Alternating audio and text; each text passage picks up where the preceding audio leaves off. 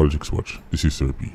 Now, you have probably heard about the shift that's about to happen in terms of the leadership for the JDF. The Chief of Defence Staff, big title, big rank, major position, is currently held by Lieutenant General Rocky Meade. But in 2022, he's going to get handed over to a female. I say female because that's what Mr. Everybody I talk about. There's been a lot of fuss, a lot of discussions over the fact that a woman is going to be leading the JDF. A woman is going to be Chief of Defence Staff.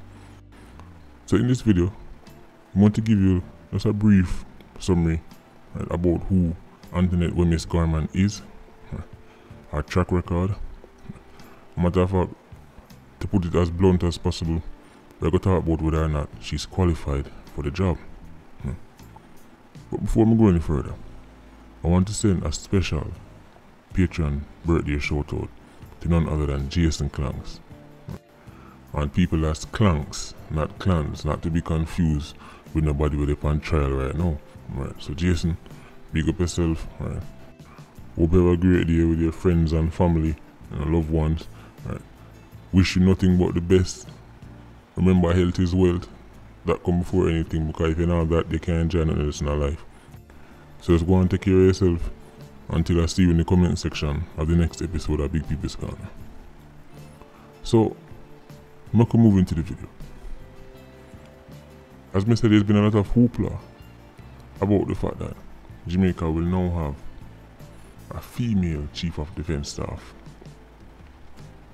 Most people, at least publicly on social media, are praising the appointment. Let me just deal with the whole woman thing before moving to the substance, because to be honest, when we listen to enough people that say, across the various spaces, social media, etc., when they really listen closely and look beyond the surface, you can actually say it's a backhanded compliment. I'm sure some people are genuinely happy if you are one thing, but what enough people really say is, how did that happen? Because it's in the age of social media, people throw around buzzwords, equality and all these things. But if people really believe in equality, there wouldn't be no hoopla about the fact that she's a woman. You see, it boils down to expectations. People expect that Jamaicans can sprint. People expect the 100-meter runner, 200-meter runner, to either be a black Jamaican or a black American or something like that. Basically, when it comes down to sprinting, people think black people. If a Chinese man was to win the 100-meter 1 year at the Olympics, you know what will happen? You'll hear the same thing while going now surrounding the new Chief of Staff, new Chief of Defence Staff. People that say it is so amazing that a Chinese man can run the 100 meters and win. You know why? Because they don't really expect it. Can we be honest? In the back of people's mind, they're thinking the Chinese man can't win that. Subconsciously, people are thinking the Chinese man can beat the black man over 100 meters. You mad? Oh, Mr. Chin to beat you seeing.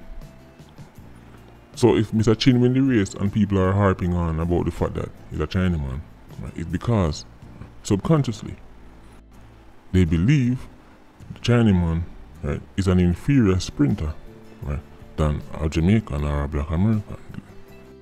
And then if you flip it around for something like science or technology, something require a whole heap of brains and intelligence and them something there, then people expect the Chinese man to beat the black man. So if a black man was to beat a Chinese man or something that involve a whole heap of brains, people would harp on about the fact that he's black, because subconsciously they're not expecting the Chinese man to lose a competition that involves brain power, to no black man. So if you want to know what people expect of you, look how them behave when you get certain achievements. If you want to know how people value you, how people rate you, look how them go on when you reach certain milestones. Enough people go on like them are celebrated, but are shock them shock. Because in their mind, them have a limit on what you can do and where you can reach. So when you surpass that limit, whatever was the factor what make them think so you can't go no further, them harp on about it. That may be your height, that may be the way you look, that may be your gender, that may be your race, your religion, whatever. So them now go stop talk about it. Why him do well for get a wife like that considering what him look like. That's what they're saying in the back of their mind. So enough woke activists who take up the mantle of trying to show how much they are against gender inequality and all these things, but them really do a show for them true colours, because they're harping on about the least relevant thing for the job. Of all the things them, if you were to list everything about the Commodore, the fact that she's a woman would be at the bottom. It's the least important thing, but at the biggest talking point. So as far as I'm concerned, I could care less that a woman is going to be the chief of defense staff. That don't mean nothing at all to me. The same may never mean nothing to me that Lieutenant General Rocky Meade was a man. Of course, I notice that that person is a man and that person is a woman. But when it comes on to speaking on the job, what we want to know is, one, is that person qualified? And then after that person is qualified and get the job, what kind of results and deliver? That's as far as I'm concerned. I could care whether we don't want to give a job to a man, a woman, one ginger fly, one alien will just drop from Mars. A results may I look for right now.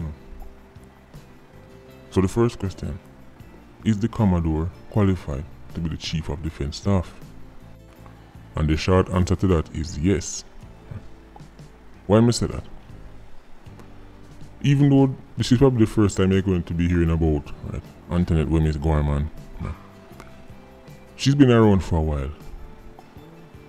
29 years to be exact. Let's call it 3 decades in the military. Her current rank is Commodore, but after she get the appointment, she'll be moving up to the rank of Rear Admiral, which is why I'm put General in a quote unquote, because she's not actually referred to as General. Now a Rear Admiral is the Navy, or well in this case the Coast Guard equivalent to a Major General. So that's just to give you some context. She's a Commodore now, which is the equivalent of a Brigadier General, and she'll be going up to a Rear Admiral, which is the equivalent of a Major General.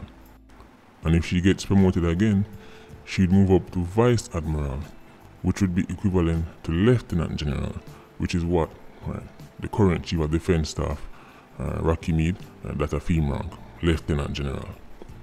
So we're talking about big leagues when it comes down to ranks. But you have to remember that in the military, just like the police, the further you go up the chain of command, is the more you're now asked to think, to create ideas, strategies, and then that trickle down to the men and women who are under your rank.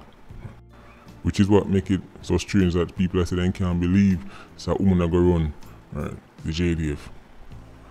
It's not a job where involve rolling in the dirt, backflip 10 times, fire 100 rounds, then do a cartwheel, fire 100 more rounds, then run go fist fight to 2087 at one time. That's not how them job the work.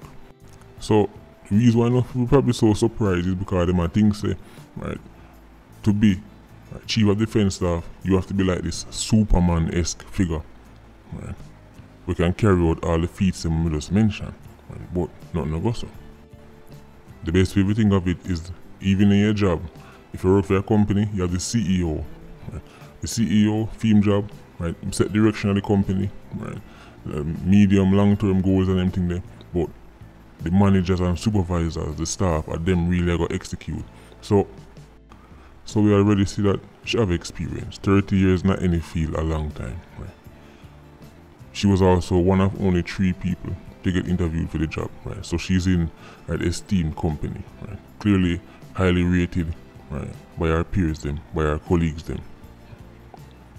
So experience is not a discussion. 29 years. Lieutenant General Rocky Meade, he have 38 years. So just call it maybe a decade less. Still, when you start go over 20 years, at that point it's like, alright, are those numbers now. That's how me see. When somebody go over 20 years in the military or in any field, then it's like, alright, there's not much even between 20 and 25. So there's a big difference between 1 and 5 years, a big difference between 5 and 10 years. But once you go over 20, it's like, alright, yeah, we get it, the experience. If you can't get good at your job in 20 years, then you need to find another one. So, what about, the operational side of things? Maybe, alright, yes, sir, she experienced, but we know so she can, lead, organize, we know so she can oversee, right, certain things and make sure, say, strategy and everything in place. Well, again, she also had that under her belt. Right. She played a key role in helping to set up the Caribbean Military Maritime Training Center, right, into what it is today. That's where many of Jamaica's elite units go and get them training, and not just Jamaica, right? It's also available to regional forces, so people from other parts of the region go there and train. So it's no joke, right? And she was one of the people that really oversee, right, the whole transformation, right, of that body into what it is now, because right, it was founded in '63, right, but the way it look now, the way it operate now was different to then, and she played a major role in that. Right. People actually credit her, right, for transforming it, because as I say, when you're a leader, when you oversee something, if you go good, right, you get the blame, and if you go bad, you get the blame. So far, right, that training center has turned out to be, right, I guess you could say, a shining light, right, for Jamaica, right, and she the responsible for it. So that would have played a big role, right, in helping her get this job. Because when you're sitting on the interview and somebody say, what make you stand out? Right? What have you done, right, will separate you from your peers? Being able to draw upon the experience and point out things what she do, what she was responsible for at the CMMTC, right, that would have definitely help give her the edge, right, over the other candidates then. And just in case you're not aware, JDF Air Wing and the JDF Special Forces, right, also, right, will get them skills sharpened up by the CMMTC. And again, she would have been overseeing that whole thing. So it's not like, say, she's now going to drop into the job and she have to go get to learn about Air Wing, learn about Special Forces, learn about Cyber Command. Right? She would have been right on top of that from day one. Right? So this is more like a restaurant with a whole heap of big chef, and then one of the big chefs them get promoted, right, to oversee the kitchen. So even though they might not flip no more, right, meat and not season up not no more, the fact say, right, them used to be in the kitchen, them know the kitchen work. They must oversee the thing now, and they must, alright, here what we're gonna do. We're gonna start focus more upon the curry goat, we're gonna start focus more, right, upon the chicken back, right, we're gonna left out the whole heap of beef, right, we're gonna left out, right, the pork, right, and we're gonna cut back on the whole heap of oil, bring in more vegetables, and the kitchen want more ventilation, because now that's me used to be one of the cook them. Right. Now me in the kitchen, me can see say, alright, you know what, the chef them, right, too much smoke, the chef them can't see, right, them nose, them a cough every minute, so more ventilation, that way they can work better. That's the analogy me I give you, right. So that's for her job now. Right. She run the kitchen. She oversee the other chef them, but she was a chef herself. So she's definitely qualified for the job. She's earned this job. But you're the thing now. Results. As the successor, right, to Lieutenant General Rocky Meade, I fully expect her to carry the thing to even a higher level, right, because I saw things work. If you're somebody's successor and you pick up, right, the mantle at a certain level and leave it at that level, you are a failure. Right. People should always move things on, right, set new limits, right, and surpass them. So whatever levels the JDF operate on now, right, the Commodore, right, need to elevate that even higher. Whatever standard the average soldier, right, is operating at now, it needs to go even higher. Whatever trust, credibility, reputation the JDF have now, it must go even higher. Let me tell you something from now, because I know them things I go. Based on how much everybody talk about woman. Let me just say this from now. You see them type of job, yeah, it comes with accountability. Just like the police commissioner, just like the Minister of National Security, just like the Prime Minister, this is big job, one of the biggest jobs in the country. Right. If the Commodore or, well, she'll be Rear Admiral, start come under pressure down the road, I don't want to walk the vis come tell you say, or because she a woman.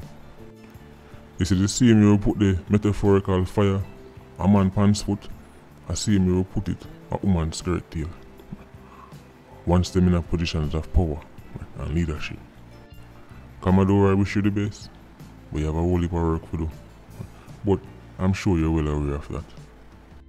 Now before the video ends, let me just say this. When I see people are post certain things about, woman in Jamaica making certain strides, I don't know which world I live in. How long now I'm telling you, say, Jamaica, I got to end up become a place where women dominate positions of leadership. When you look in the workplace, when you look at the universities, when you look at the schools, when you look at the homes, a woman really run things. The whole thing enough man run off right now at them mouth. You see the last election, you see how many women were winning seats. That in itself, another problem. People supposed to get what they deserve and what they earn. But understand this. Even though women are making some great strides forward, I hope and realize that enough Jamaican males are making strides in the opposite direction.